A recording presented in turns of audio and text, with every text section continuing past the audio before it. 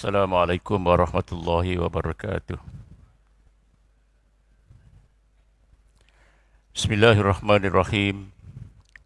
Alhamdulillahi rabbil alamin.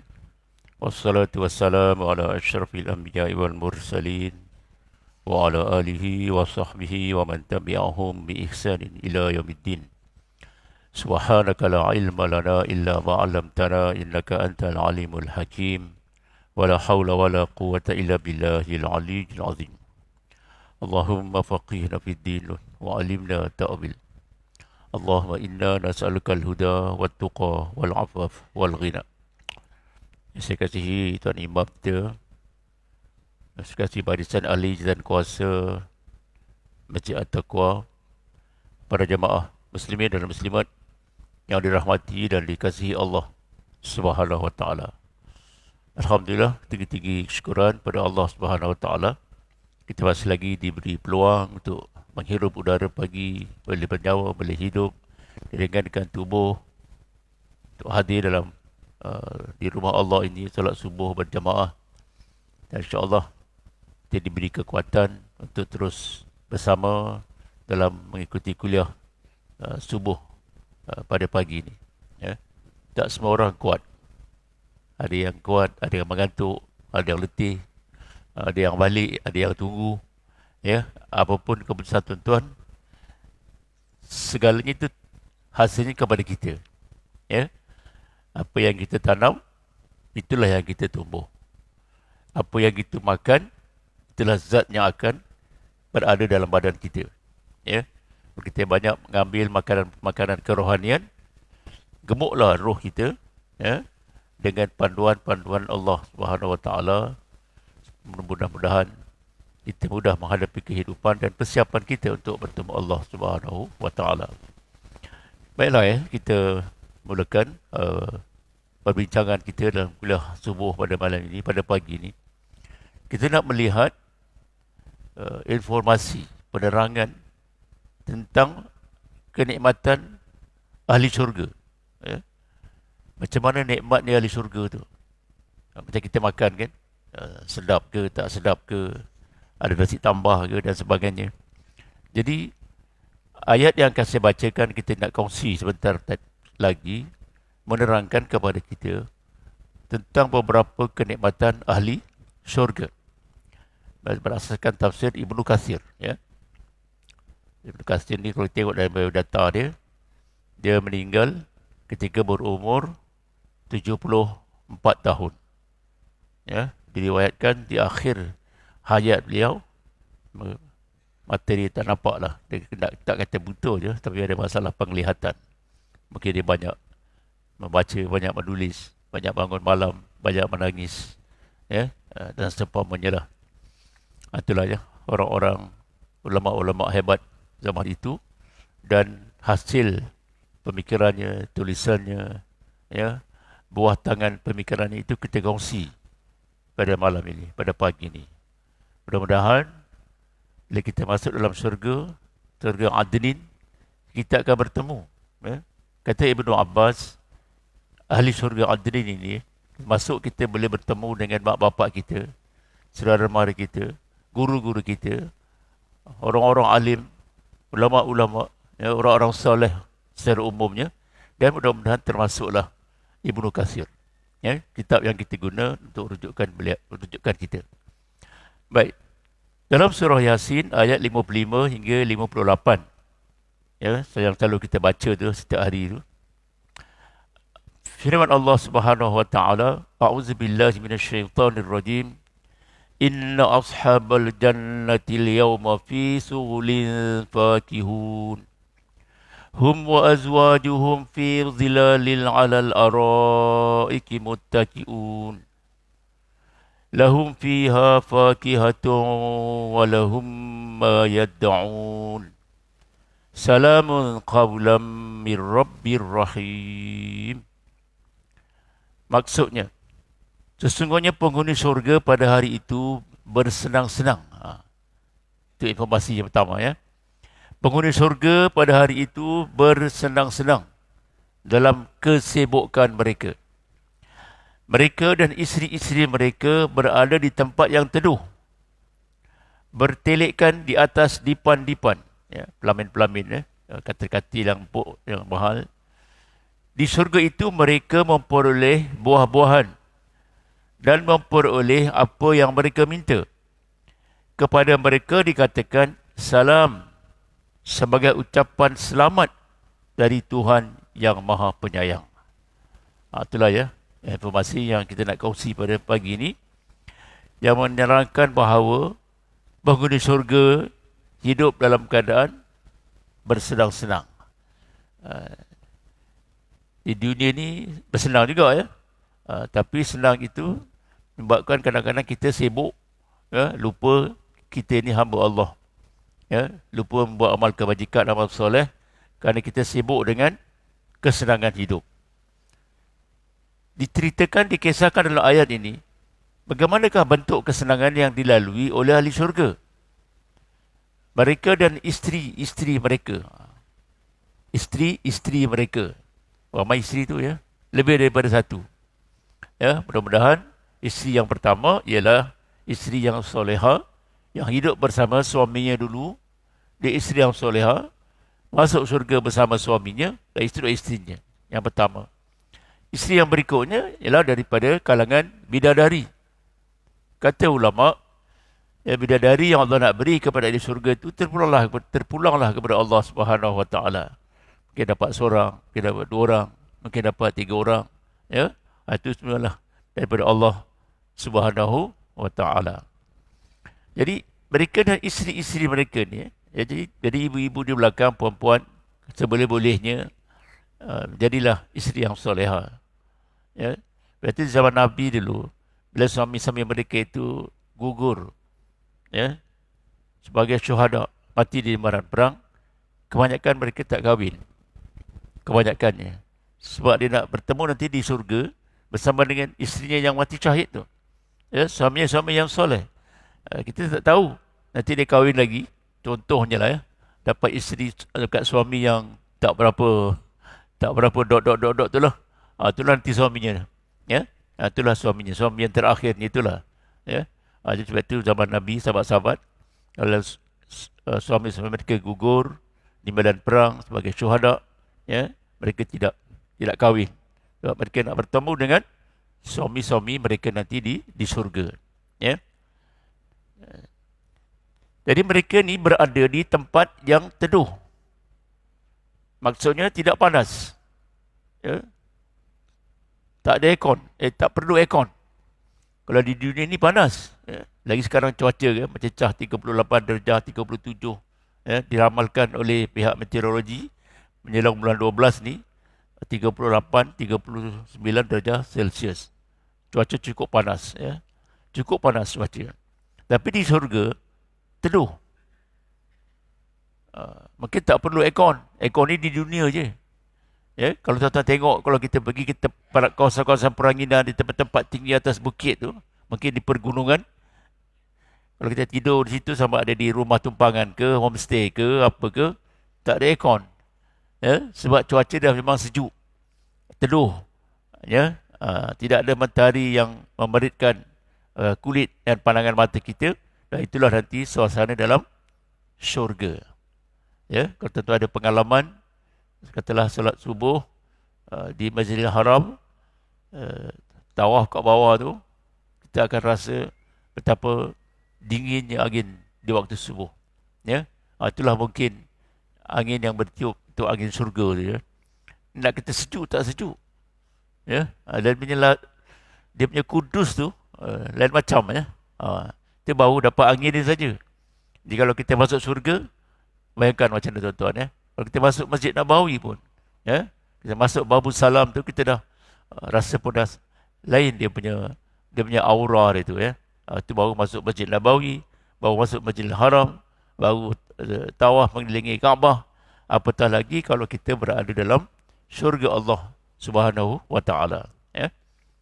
Ada siapa yang belum ada peluang tu, doa-doalah pada Allah, mudah-mudahan dapatlah ke sana sama ada mengerjakan umrah atau mengerjakan haji. Ya. Jadi di tempat itu mereka bertelekkan. Telek, pandang memandang, bergurau-gurau, cak, macam tu ya. Dekat dunia tak ada masa nak cak-cak, ya. Cicak adalah ya. Dia saling mengorat antara satu sama lain. Suami mengorat isteri. Sebab apa mereka mengorat-ngorat? Ahli syurga ni muda-muda. Dikisahkan ahli syurga ni umurnya antara 31 hingga 33 tahun. Jadi memang dia ada masa lah untuk mengorat. Bila dah tua ni, nak mengorat pun tak ada masa. Kalau kita nak mengorat isteri kita pun kadang-kadang dia tak layan kita. Wahal orang tua ni mohon terbiat ke? Ya? Jadi romantis tu tak jumpa. Hilang. Ya? Romantik lah. Bahasa kampungnya romantik. Bahasa bukunya romantis. Tinggi lagi romantisme itu. Lagi tinggi bahasa tu ya. Makin lama semakin pupus. Seperti mana kain batik yang sudah lusuh. Masa bawa kahwin tu jalan pegang-pegang, tengok-tengok. Ya. Cium sikit sana sini. Tapi dah lama. Seperti kain batik yang sudah lusuh. Nak pakai pun malu. Nak diletak pun dah memenuhi almari. Malu dah nak pakai. Nak jalan-jalan pegang-pegang tangan pun dah malu. Ya? Nak jalan dekat-dekat pun malu. Cuba tengok. Suami jalan kat sana. Isterinya kat sini. Dekat 1 kilometer berjalan. Masa baru kahwin. Bukan main lagi ya. Jadi kalau boleh. Benda tu kita kembalikanlah kepada asal. Nanti di surga begitulah. Akrabnya. Intimnya. Rapatnya. Suami isteri. Ya, kerana mereka hidup dalam keadaan bersenang-senang. Ya. Dan di surga itu mereka memperoleh buah-buahan. Jangan pula kita kata dekat sini pun ada buah. Depan Jalan Iskandar tu macam-macam buah ada. Buah mangga lah, buah jambu lah, buah ciku lah, buah macam-macam. Tak sama tuan-tuan ya. Buah-buah di dunia dengan buah-buah di surga.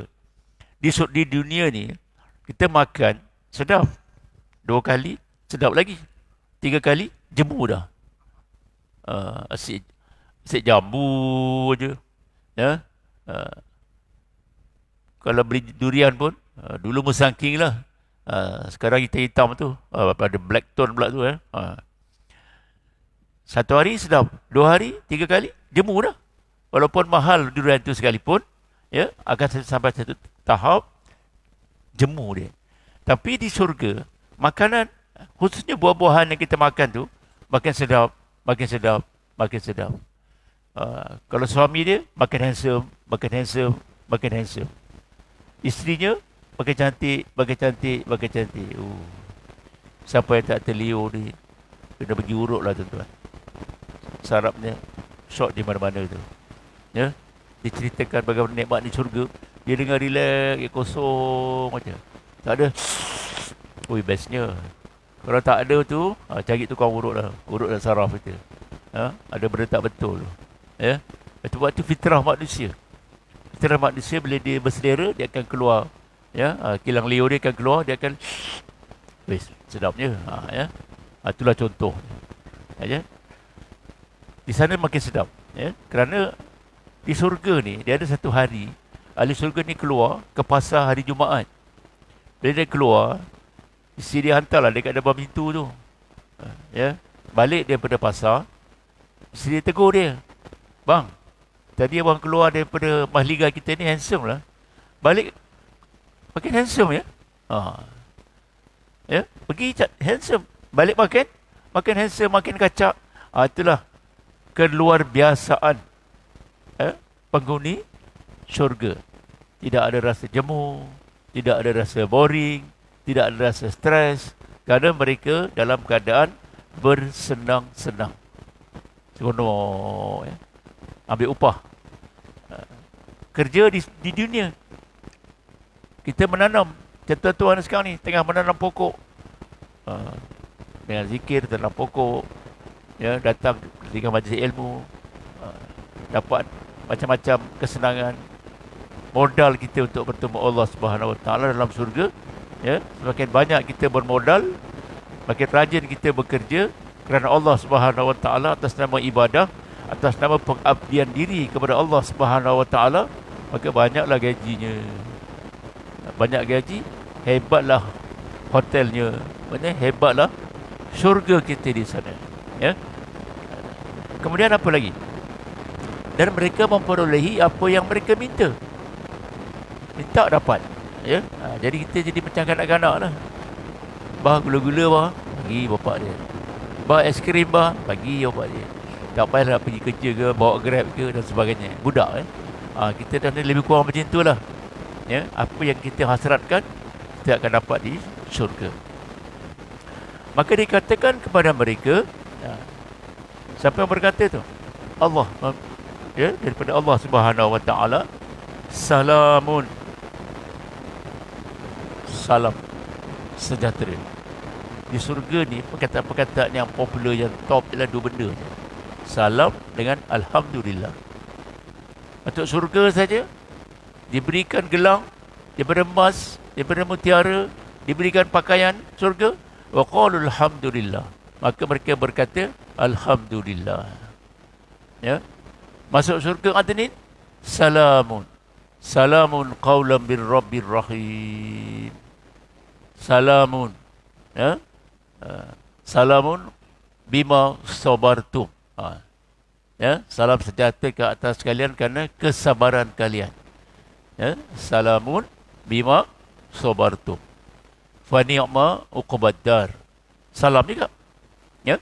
Jadi dalam surah Yasin ini dinyatakan bahawa Allah Ta'ala mengucapkan selamat dengan ucapan tu, salamun qawlam mir rabbir rahim. Baik, kita tengok apa syarah Ibnu Katsir.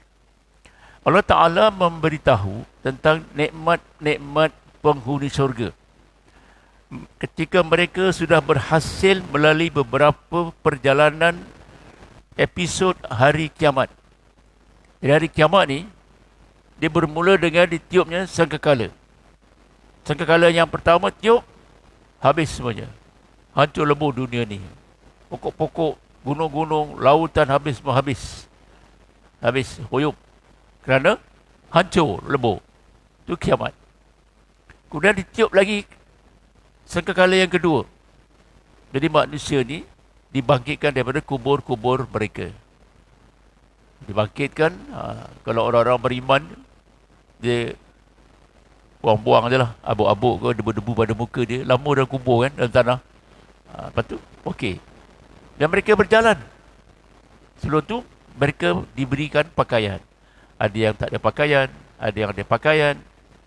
Pakaian tu, para Nabi lah, Rasulullah diberikan pakaian. Kemudian, orang yang mati, ketika dia dalam keadaan ihram, dikuburkan di tanam dengan pakaian-pakaian ihram itu, di Mekah ke, di Madinah ke, contohnya lah ya.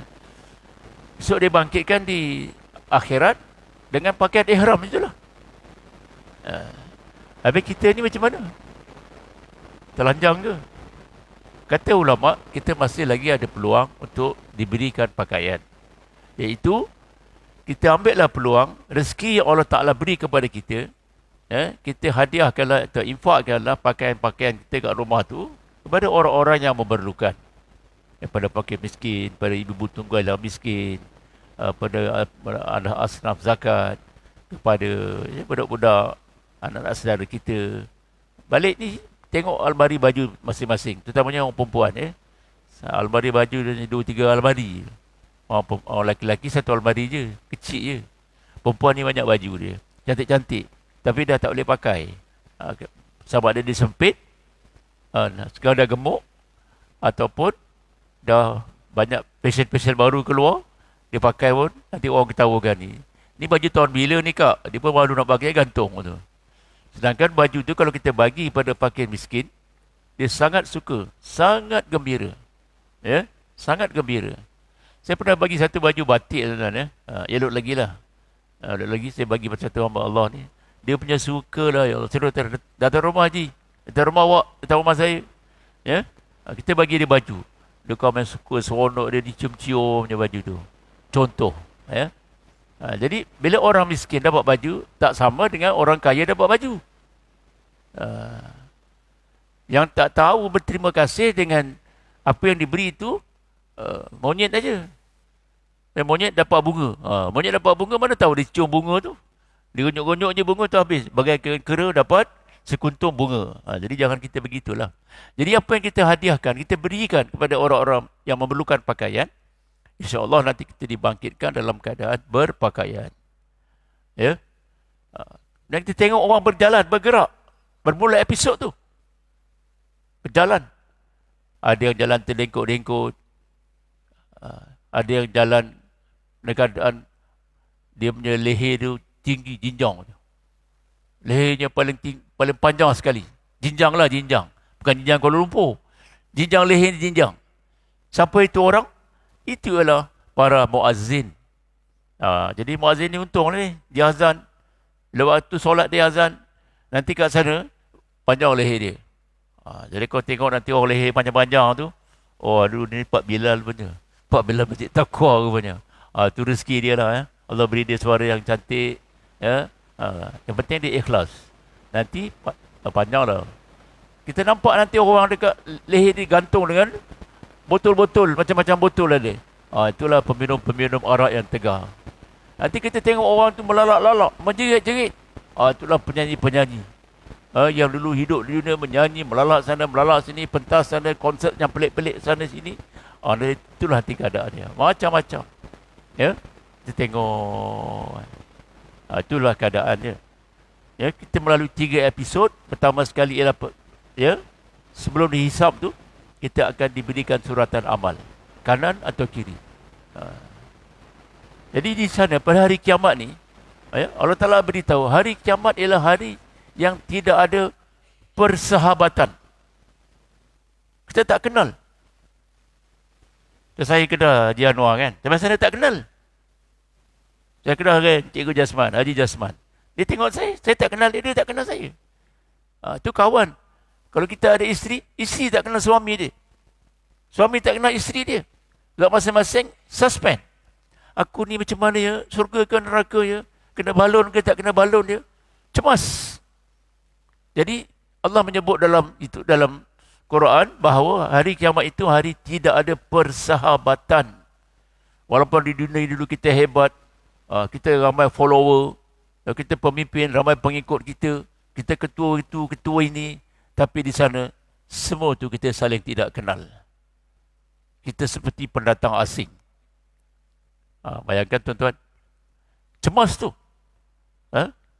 Debaran berlaku. Bayangkan tuan-tuan, katalah suami dia tu macam tuan lah ya. Ahli kuliah, selalu datang masjid, orang-orang soleh. Tapi isinya dibiarkan je kat rumah. Tidur, tak pernah diajak berkuliah, tak pernah ajak untuk buat apa. Yang dia bagi emas, bagi cincin, bagi gelang, bagi baju. Benda-benda kerohanian ni tak dididik isteri dia. Suami dia dapat amal, ni contoh ya. Suami dia diberikan suratan amal, tangan kanan. Berjalan, tengok isteri dia kat depan dia. Dia tengok, bini aku pegang suratan amal tangan kiri. Apa perasaan suami pada ketika itu? Kita pegang tangan kanan. Bila tangan kanan mudahlah urusan kita dalam soal jawab nanti. Bila pegang tangan kiri, Cina kata suai lah. Orang Kedah kata mampuih lah aku. Matilah aku. Orang Kedah kata matilah aku. Mampuih lah aku. Soalan yang sangat detail. Sikit. Semua ditanya.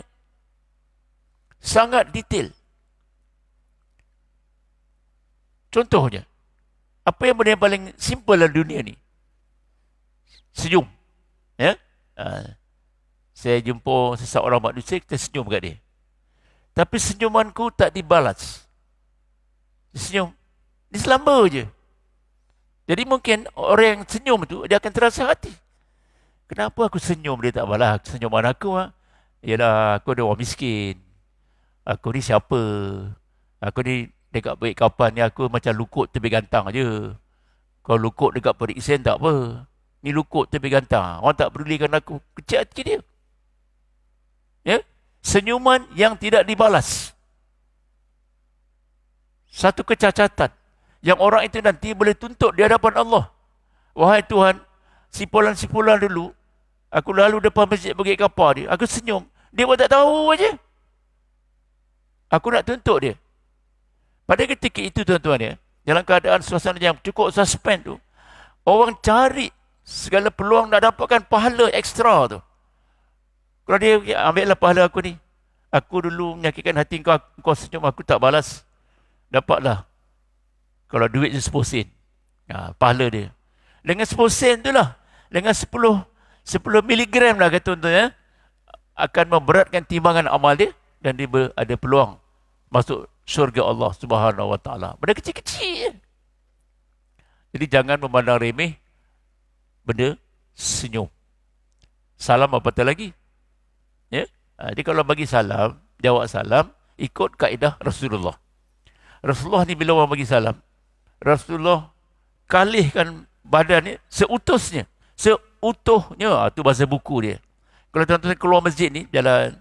Assalamualaikum ji. Kita jawab salam. Jangan. Itu Nabi tak jawab macam tu. Kita pusing kepada orang kita. Tengok muka dia. Waalaikumsalam. Itu kaedah Rasulullah SAW. Orang tu pun seronok. Ni selalu kita kalau orang tu kita kenal, orang itu orang yang dia kenali, orang berpengaruh, kita pun ambil. Waalaikumsalam. Siap selfie lagi. Ya. Jadi orang yang miskin-miskin, orang yang tak ada apa-apa tu, ni contoh. Itulah hari-hari yang berlaku ya di mahsyar. Melalui proses yang paling dahsyat ialah ketika dihisap. Ya. Dihisap ni, hadis riwayat Imam Ahmad kata apa? Pada hari kiamat, saya nak respon yang pengarang kitab ni, episod hari kiamat. Ya. Pada hari kiamat, semualah termasuk saya ni, tuan-tuan semua akan datang bertemu Allah dalam keadaan bisu. Dalam keadaan bisu. Ada ulama yang mentafsirkan, kata dia pernah dengar, kata macam mana bisu tu, mulut dia disengkang. Seperti kita menyengkang seekor anjing liar. Anjing liar yang mengganas tu, mengganggu, menyalak. Jadi tuan dia ambil besi tu, gangga mulut, dia sengkang begitu. Dia nak menyalak pun tak boleh. Dia tak taruh plaster. Plaster nanti boleh buka. Ya? Disengkang mulut dia. Ya? Sehingga ulama mentafsir begitu. Disengkang mulut dia, dia jadi tak boleh bercakap, dia jadi bisu. Kemudian, yang bercakap ialah tubuh badan kita. Dan Nabi beritahu, melalui hadis riwayat Imam Ahmad ni, yang Allah benarkan mula-mula bercakap adalah peha dan tapak tangan. Dekat peha ada apa?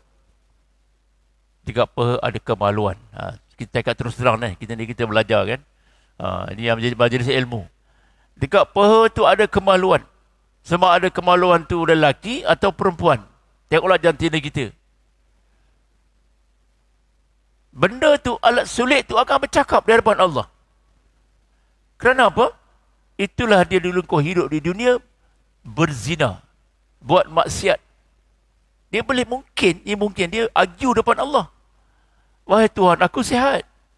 Aku hari-hari makan, minum tongkat Ali. Aku gagah perkasa macam Sayyidina Ali. Pelik kan Sayyidina Ali kan? Kau tengok tuan-tuan, tengok sejarah Sultanan Melayu Melaka. Ketika nak diserang oleh Portugis. Jadi panglima-panglima hulu balang Melayu di negeri Melaka tu, dia kumpulkan semua orang-orang pahlawan-pahlawan tu. Mereka membacakan kitab atau buku atau kisah tentang Muhammad Ali Hanafiah. Dalam tu dikisahkan tentang kehebatan Sayyidina Ali.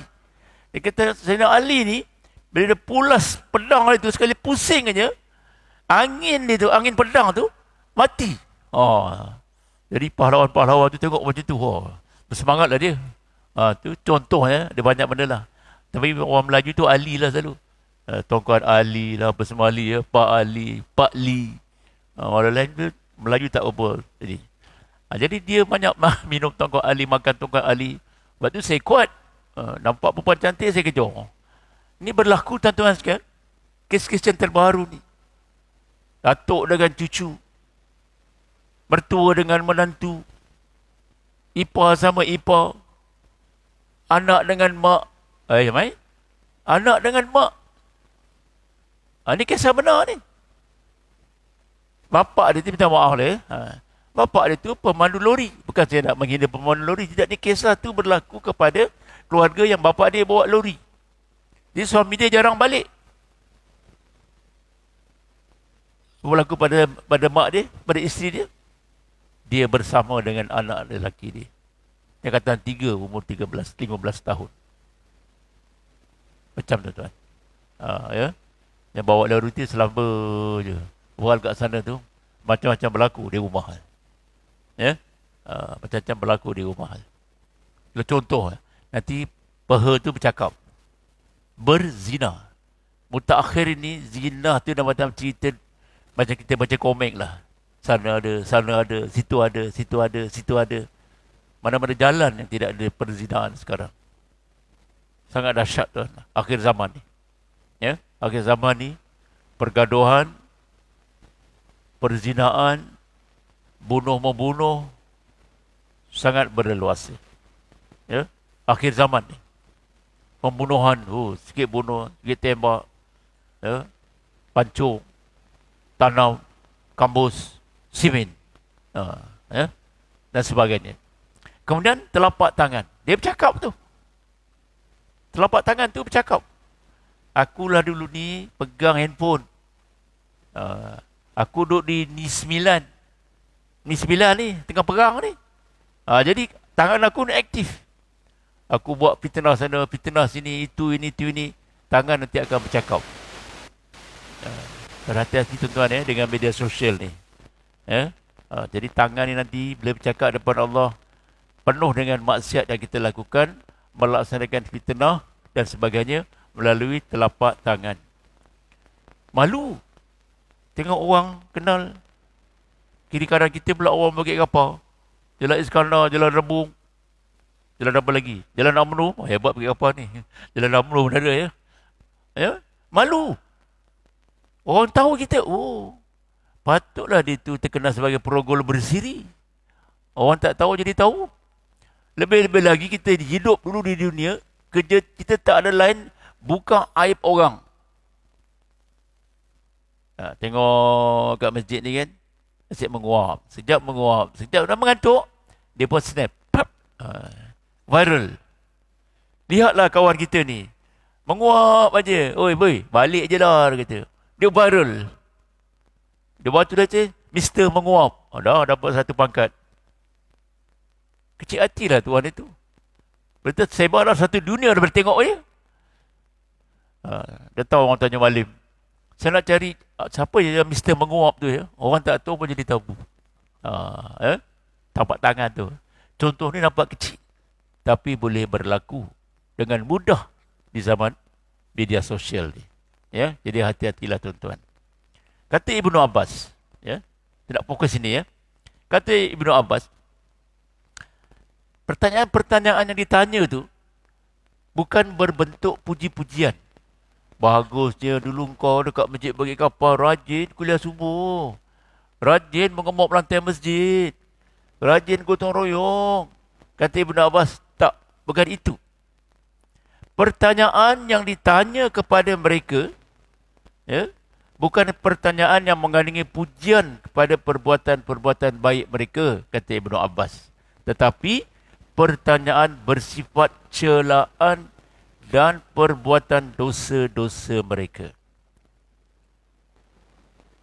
Orang berdosa ni tahu tandanya. Yu'raful mujrimuna bisimahum fayu'khadhu bin nawasi wal aqdam. Ayat apa tu? Surah Ar-Rahman, ya.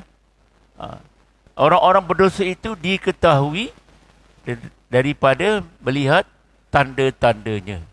Mukanya hitam, matanya juling begitu, takut. Ya, hitam legam muka dia. Takut. Kemudian mereka itu ditarik ubun-ubun mereka. Mereka ready, dia tahu ni. Macam polis kan. Polis dia ada ilmu dia. Dia tahu orang salah tak salah. Contoh kan, polis tu tengok orang depan kan, bawa kereta. Dia suspect tu. Dia pun keluar kan. Berhenti. BBL 2828 berhenti. Dia tak berhenti. Polis potong dia. Bila polis potong dia, pop dia tembak polis tu. Betul lah tu. Tepat lah bacaan polis tu. Kita baca kat berita tu kan. Lepas tu dia tembak je. Jadi bila dia tembak, polis tu nak mempertahankan diri, dia tembaklah balik. Ya? Biasanya matilah. Polis jarang, habis kuat pun dia cedera je. Sebab dia pakai bulletproof kan. Di sini adalah pakaian-pakaian dia tu. Sebab dia pegawai keselamatan. Dia kena dalam macam tu. Kalau tidak, senang-senang lah dia mati dibunuh orang. Ya? Tu kita pujilah polis-polis tu, dia sangat cekap. Maknanya polis pun, sebagai makhluk Allah, dia boleh cam orang bersalah. Tahan lesen. Tahan kita pun pucat dah. Tak bawa lesen lah, tak ada IC lah. Muka lewat cam je. Dia pun minta, tengok IC je. Tepat. Memang dia tak bawa IC. Polis dari psikologi tengok muka pun dia tahu. Ya? Apatah lagi di akhirat sana, malaikat dia tengok, ya? Ni orang berdosa ni. Apa dia buat? Tarik ubun-ubun ni. Kenapa ubun-ubun? Di ubun-ubun lah terletaknya kepala otak kita. Kita panggil kepala otak. Kepala otak lah. Kalau kita tengok pakar-pakar psikologi, motivator-motivator yang handal ni, pada ubun-ubun dia terletak satu titik, namanya titik cerdik. Namanya otak hijau. Orang kampung kata otak cair. Bodoh lagi, bukan bodoh lah, tak cerdik lagi kata otak udang. Otak cair itulah yang memberikan signal kecerdikan pada seorang manusia. Jadi pada ubun-ubun tu ditarik zap. Kau dulu ada otak, tak nak berfikir. Allah beri macam-macam, kau selama je. Dia tak tarik perut kita. Dia tarik ubun-ubun kita dan di kakinya, dan dilempar dalam api neraka Allah. Itu baru satu bab tuan-tuan ya. Macam-macam lagi lah. Jadi mereka ni berjaya melepasi episod itu. Kemudian dia dah masuk tu, dia pergilah. Sama ada ke syurga atau ke neraka. Jadi masuk syurga. Kita nak bercakap tentang nikmat ahli syurga ni. Maka di syurga, mereka sibuk menikmati keindahan-keindahan yang sangat hebat. Masuk dalam Tapi yang paling menyedihkan, ahli neraka tu, sebelum dibawa masuk ke dalam neraka, dibawa round tengok surga dulu tuan-tuan. Ahli neraka tu bersih. Cantiknya surga. Kenapa aku dulu jahat sangat dekat dunia lah? Kenapa aku nakal sangat dekat dunia lah? Orang tegur aku mengamuk. Ulama-ulama, aku katakan ulama ni penegak agama. Orang-orang alim aku mati hamun dia. Sekarang aku dah nampak syurga. Dia dah tahu dah tu. Dia akan masuk neraka tu. Dia sebelum dia masuk neraka, dia pusing dulu tengok. Jom kita berlawat dulu. Bayangkan tuan-tuan, betapa luluhnya, pedihnya, hibanya, sengsaranya hati-hati mereka. Macam mana? Di dunia tak boleh diberi peringatan. Ya? Di dunia tak boleh diberi peringatan. Jadi tuan-tuan, saya ucap tahniah lah. Datang sanggup diberi peringatan. Ya? Untuk diri kita sendiri. Baik. Kata Ibnu Abbas, bersenang-senang itu maknanya dia bersukaria. Bersukaria. Seronok je. Yang disukarianya itu apa? Yang pertama, dia menggauli perawan-perawan yang cantik. Itu saya katakan tadi. Di syurga ni orang yang muda-muda. Perawan-perawan yang cantik. Tak ada jealousnya. Cantiknya makwa tu. Kenapa dia cantik? Kenapa tak cantik? Tak ada. Sebab Allah dah cabut lah perasaan cemburu, perasaan-perasaan negatif dalam jiwa ahli syurga ni. Tuhan dah cabut dah. Tak ada jealous lah. Kita ni ada jealous. Cemburu. Ada cemburu. Di syurga tak ada cemburu. Allah dah cabut keluar dah. Buang dah. Ya. Baik. Kemudian apa lagi kata Ibnu Abbas? Yang dimaksudkan dengan bersenang-senang itu adalah mereka ahli syurga ini sibuk mendengar alunan-alunan muzik dan nyanyian-nyanyian. Ada konsert juga kat syurga ni kan ya? Lagu apa tu? Wallahualam. Harap-harap keluar lagu Ya Habibi lah, lagu saya tu. Ya? Lagu Ya Habibi tu. Nama saya, nama saya naik Ya Nabi salam alaik, ya Habib salam alaik. Oh, Masya Allah. Contohnya lah ya. Ha. Jadi mereka ni sibuk mendengar nyanyian-nyanyian. Apa yang diharamkan di dunia, halal di sana. Di dunia ni haram lah. Dari segi alun muzik dan nyanyian yang melampaui batas. Campur bebas, lelaki perempuan. Tengok macam-macam, tak kira waktu solat dalam stadium. Persembahan belum pukul 9, pukul 5 dah stadium dah penuh. Bila solat asar, asar dah 4.55, 4.50, kat pukul 5 dah lebih kurang. Maghrib lagi je 7.30, konsert pukul 9. Bila masa kau sembahyang? Tapi dia jawab, kat stadium tu ada surau kecil bang. Dia ingat paling kuat pun 20 orang. Orang ada 20,000. Boleh baring panjang? Tak ada. Kita tengok, ni pengalaman saya lah. Saya terakhir pun saya pergi umrah bulan berapa je? Bulan 2 ke berapa je? Sampai ke Taif, nak masuk dalam Masjid Ibnu Abbas. Ya? Jadi orang tu nak masuk dalam, dia tak ada uduk, tak ada sembahyang, dia masuk. Nak masuk tanah ambil uduk, penuh. Baris panjang. Bas dah tunggu dah bas. Kata sekejap ya. Kita kat sini setengah jam saja contoh. Tak sampai setengah jam, dah bunyi horn dah. Lagi. Dia kata, kalau tak sempat uduk, masuk je dalam tu berdoa. Doa tu tak perlu air sembahyang. Dengan kita nak solat sunat tahiyatul masjid, solatlah dah kita solat, ambillah uduk.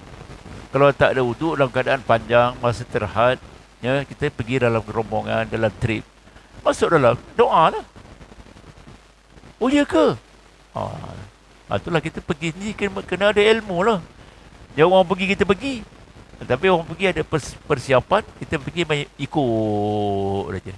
Ya? Dah tak boleh masuk. Ya? Bukan orang Malaysia je. Orang Turki lah, orang Korea lah, macam-macam kan. Padahal mereka boleh tahan sadunya. Bila kita masuk, disinggungnya, tumbang kita lah tandas tuan-tuan. Ini contohnya lah ya. Contohnya. Baik. Jadi mereka di dunia ni tak boleh, di sana boleh. Sutera pun sama. Di dunia tak boleh pakai sutera. Pakai sutera di surga.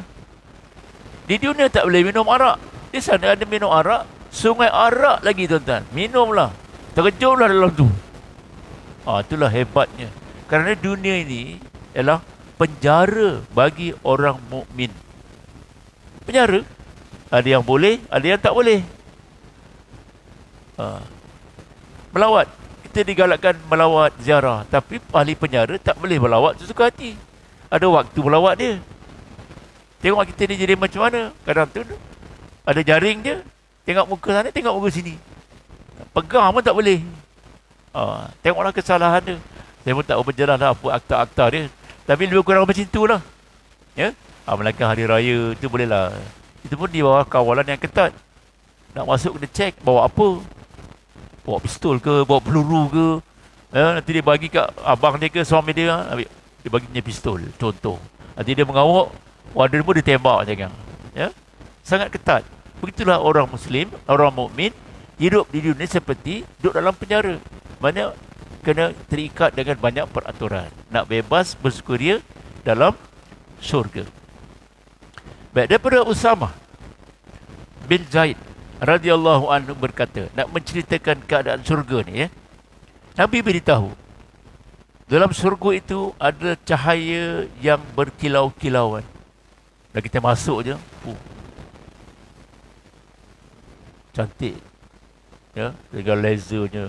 Itu laser dunia. Dekat sana macam mana tak tahu. Ya. Kita masuk majlis, masuk istana. Saya pernah sekali tuan-tuan dapat jemputan masuk istana. Makan. Majlis santapan. Orang jemput kita datang lah. Tengok jadi jakun jakun cantiknya istana ni. Ya. Kita tak merasa lah nak masuk boleh lah. Duduk tak boleh lah ya tuan-tuan itu baru istana. Kalau mahligai syurga macam mana tuan-tuan? Ya. Satu yang kata Nabi tidak pernah terimpikan, tak pernah terbayang, ya, tak pernah terlintas. Itulah dia keadaan syurga. Ya. Jadi cahaya yang berkilau. Satu, bunga harum yang bergoyang-goyang. Kalau tuan-tuan pergi, macam hari ni hari Sabtu, hari Ahad, ada majlis yang pendekat situ. Mawar biru lah contoh. Dekat meja tu letak bunga. Bunga Ada tak bunga juga goyang? Tak ada. Dia diam aja. Mungkin bunga tu wangi, tapi tak wangi kot. Bunga plastik kan. Mungkin lah ya. Saya pun tak pegang. Takut rosak bunga tu. Marah tuan tu kan. Tengok aje lah. Ya. Yang pegang-pegang tu selalu budak-budak je. Bapak budak yang pegang-pegang. Kalau 100 orang pegang, jatuhlah bunga tu. Ya. Tapi sepanjang saya perhatikan, tak wangi. Ya. Kalau wangi pun mungkin disembur je. Sekejap dah. Lepas tu hilanglah wangi dia. Dan bergoyang-goyang. Dia beralun. Menggambarkan keseronokannya. Maknanya apa? Fitrah manusia ni, dia memang suka lagu. Dia kata Imam Ghazali, fitrah manusia memang dia suka nyanyi, suka apa. Tapi hendaklah dikawal nafsu kita. Janganlah buat pelik-pelik. Ya, ada kawalan, ada syarat-syarat tertentu untuk mengharuskan muzik tu. Jadi kat syurga nanti, bunga ni seolah dia bermuzik. Joget-joget je tengok kita. Lau kana nabainana ya Habib. Kau mana nak keluar lagu tu tuan-tuan. Goyang-goyang je. Seronok dia meraihkan ahli syurga. Masya Allah. Lagi apa? Istana yang menjulang. Tinggi. Jadi kalau tuan-tuan nak istana, nak mahligai, bacalah satu hari Qul huwallahu 10 kali. Qul huwallahu ahad, Allahu samad, lam yalid wa lam yulad wa lam yakul lahu kufuwan ahad. Satu istana syurga. 10 kali lagi. 2 istana syurga. Sahabat bertanya pada Nabi, ya Rasulullah, kalau macam tu, muat ke syurga tu? Tu jangan ditanya. Syurga itu seluas langit dan bumi. Jangan tanya. Allah hanya perlu menyebut kun fayakun, jadilah dia. Jadi kalau siapa nak rumah kat dunia, mungkin kita banyak rumah sewa je. Sewa tu habislah. Tapi di sana banyak istana mahligai. Qul huwallahu ahad, surah Ikhlas 10 kali satu syurga. 10 kali satu syurga. Masya Allah. Dan kalau ada tuan-tuan orang-orang dikasihi yang disayangi meninggal, bila teringat dia sedih, bacalah banyak inna lillahi wa inna ilaihi raji'un. Redalah dengan pemergian orang kita sayangi, sama ada anak kita ke isteri kita. Satu syurga di sana Allah sediakan. Ya, banyak tu peluang tu. Baik ya. Kemudian sungai-sungai yang mengalir, isteri yang cantik, perhiasan-perhiasan yang banyak, ya, buah-buahan, hijau. Hijau. Hijau tu warna syurga rupanya. Bila dia pakai warna hijau tu, baju surga tu. Ya. Jadi saya cadangkan tuan-tuan nak beli baju putih, baju merah, baju hijau, baju kelabu, belilah satu baju hijau. Niatkan, ni baju surga ni. Kok mudah-mudahan aku boleh masuk surga lah. Semangat surga tu aku pakai. Ya, semangat surga tu. Jangan boleh pakai kopiah, boleh pakai serban. Kenapa tak boleh pakai warna hijau? Tak tahulah hijau macam mana surga tu, wallahualam. Kita hijau lah. Hijau muda ke, hijau pekat ke, hijau gelap ke, wallahualam. Ya? Tapi Nabi kata hijau. Hijau lah. Ya? Kalau hijau macam pokok lah. Pokoknya hijau. Macam tu dah lebih kurang dia. Wallahualam. Tapi hijau. Ya?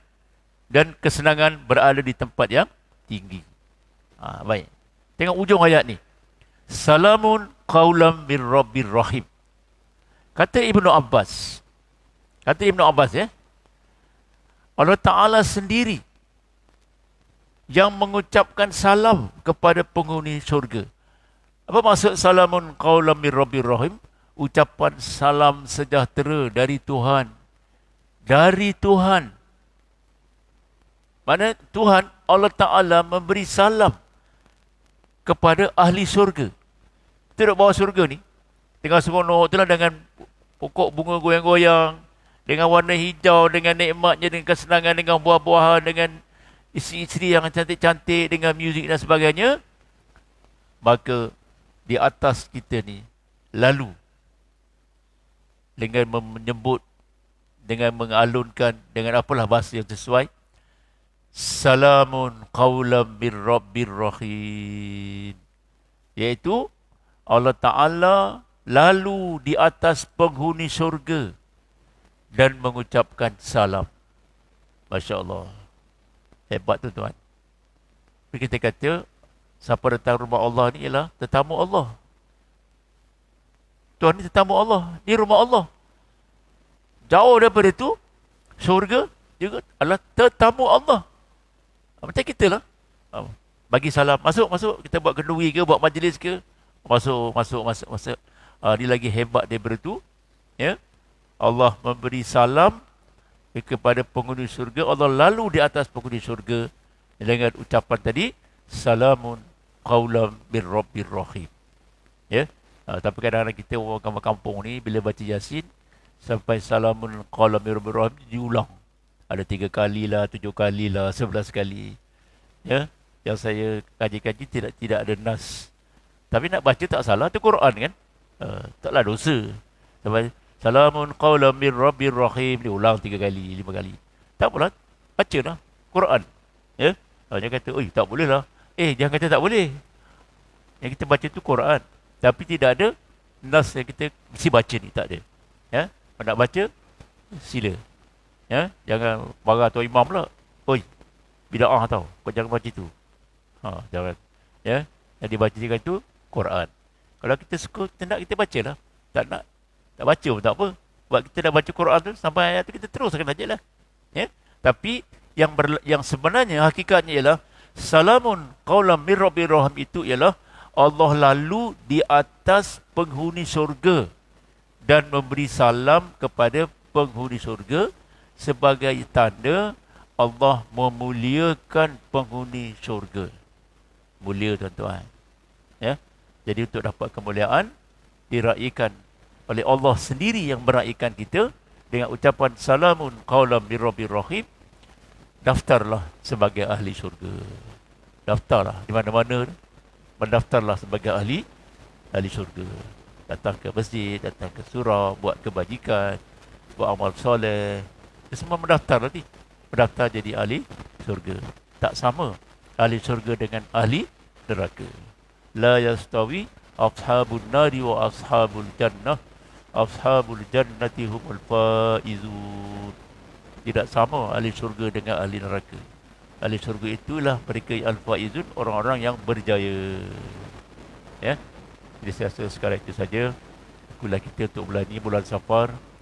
Ini 10 Safar ya.